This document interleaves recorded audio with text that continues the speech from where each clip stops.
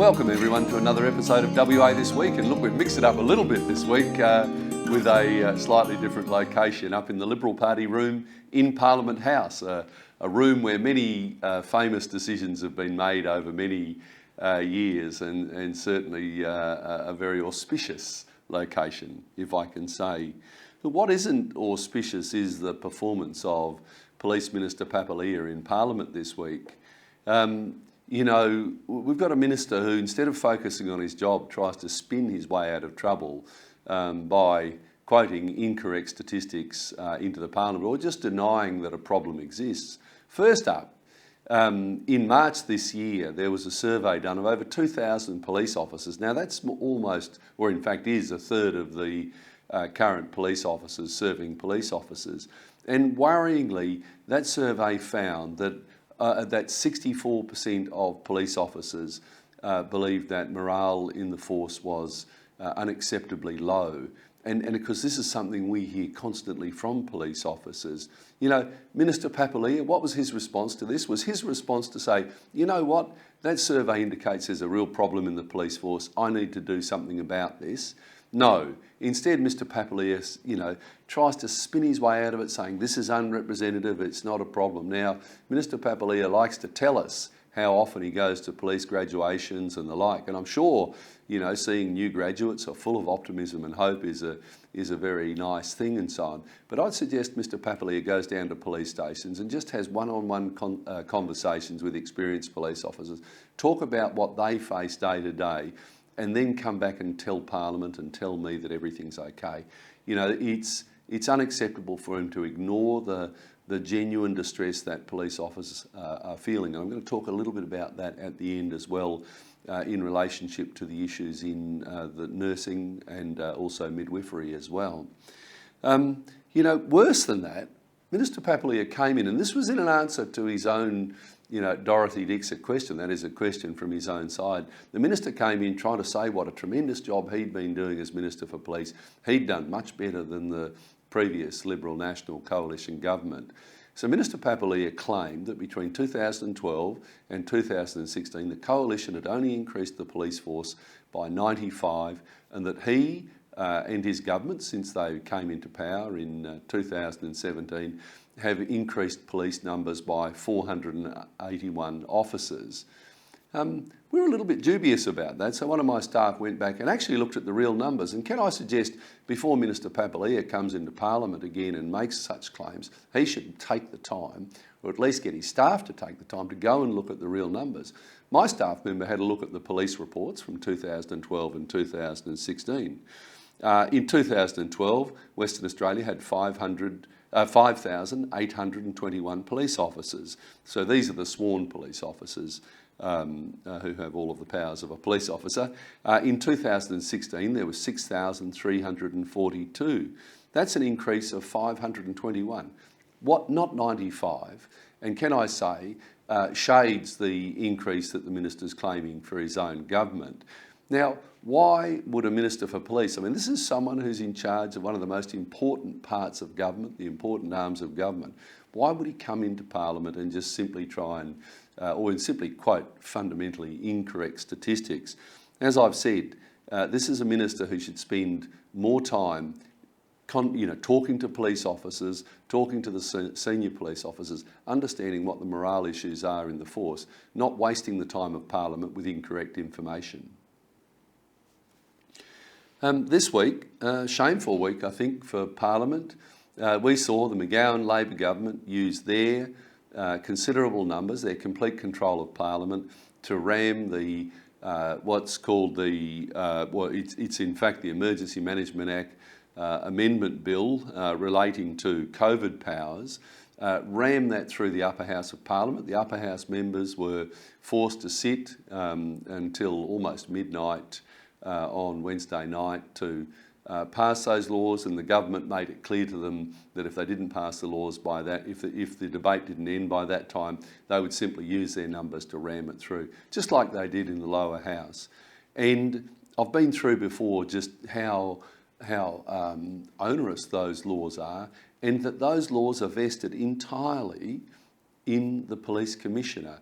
And that was reinforced by an excellent question that my colleague, the Honourable Neil Thompson, asked during the debate in Parliament yesterday. And I'll just take you through the question that Mr. Thompson asked, and then I'll take you through the answer that the Honourable Minister Dawson gave in response, being the Minister responsible for the passage of this in the Upper House. So the Honourable Neil Thompson asked, what can the Premier or any other executive arm of the government do if those powers were being exercised in a way that was seen to be causing excessive economic harm and not be proportionate to the public health response? Recognising that these amendments are obviously intended to deal with the public health issues if they arise from ongoing COVID infection. Now, Minister Dawson, this is his reply, and I think this would shock any fair-minded Western Australian. Minister Dawson said, I think if the government became concerned, it would be open to the government to come back to Parliament and revoke the laws. Imagine what that means. So we've vested powers in a civil servant, and as I've made very clear in the past, I have no issues with the Police Commissioner. He's a fine person, and so on. But how could any Parliament vest powers in a civil servant? The most extreme powers that a government can apply. And the only way government can actually intercede, or a minister can actually intercede, is to come back to Parliament, to have to pass another law or revoke a law. I mean, this is absolutely ludicrous. It is absolutely wrong that this government would allow this to happen. And what a terrible precedent that this McGowan Labor government has set in doing this. You know, I've said this a number of times. You know, you've got a Premier who's just sees himself as some sort of modern dictator. He doesn't think that he's answerable to anyone. He doesn't think he's answerable to Parliament. But then to set this precedent that you would give a public servant such extreme powers, and the only way Parliament can intercede is to pass another law or revoke a law, this is wrong.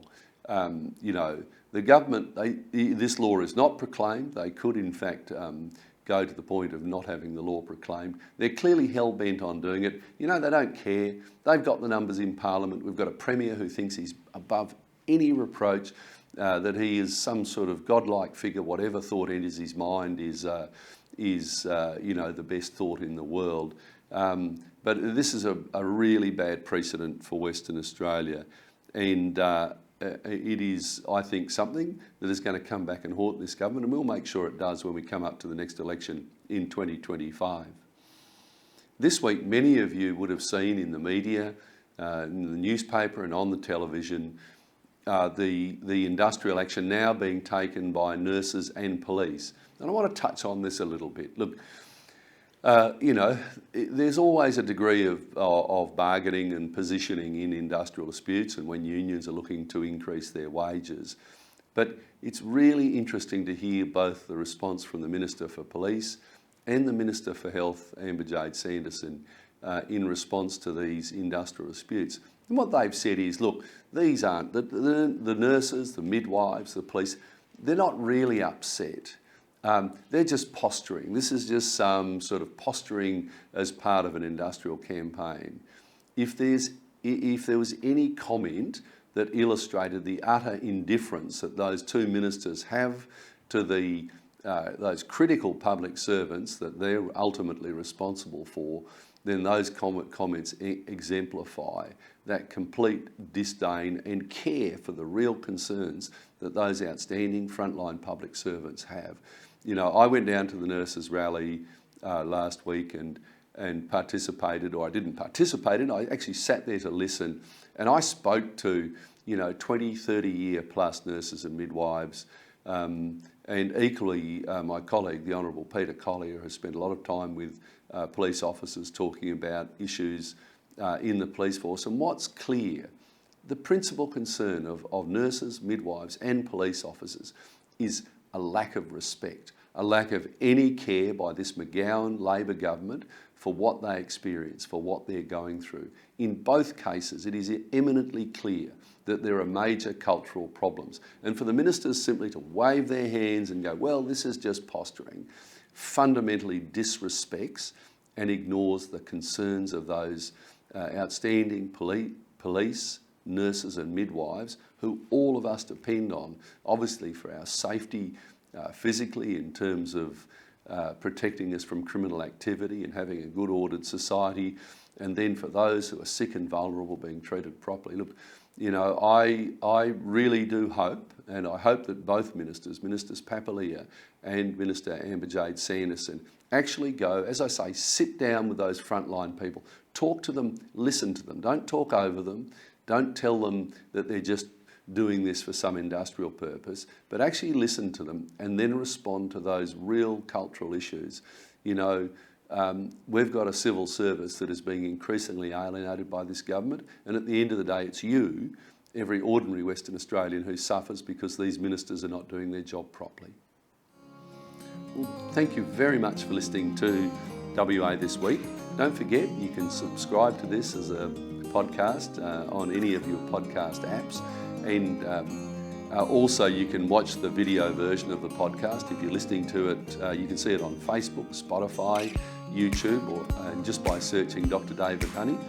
Please share it with your friends. Look, you know, when you're in the opposition and when you've got a government that's got such a massive spin machine behind it, getting that message out can be a hard thing at times, and this is one way to get that message out. So please share it with your friends, your colleagues, and as I always say, please give us your feedback. Just love your feedback.